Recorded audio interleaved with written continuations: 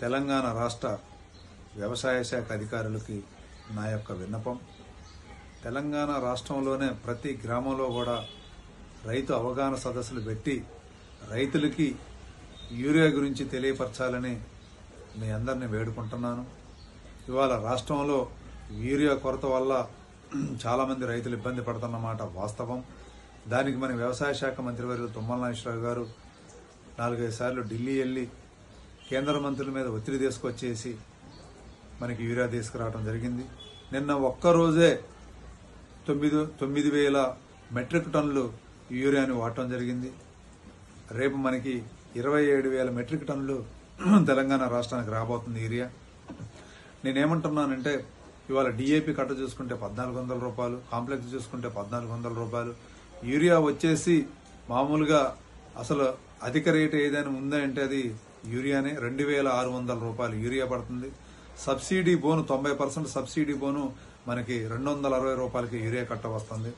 దానివల్ల యూరియా ఇబ్బందులు పడుతున్నారు రైతులు అందక.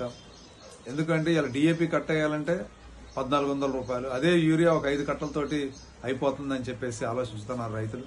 ఇవాళ డిఏపి వేసినా, యూరియా వేసినా, కాంప్లెక్స్ వేసినా కూడా అదే నత్రజని అందుతుంది. ఇవాళ యూరియా ఏంటంటే కాయ గాని పువ్వు గాని పండటానికి మనకి నత్రజని ఉన్నది. గతంలో సేంద్రియ ఎరువులు వాడటం వలన మనకి నత్రజని ఎక్కువగా ఉండటం వల్ల ఆ రోజు కూడా మనకి వాతావరణంలో మనకి నత్రజని ఉండేది.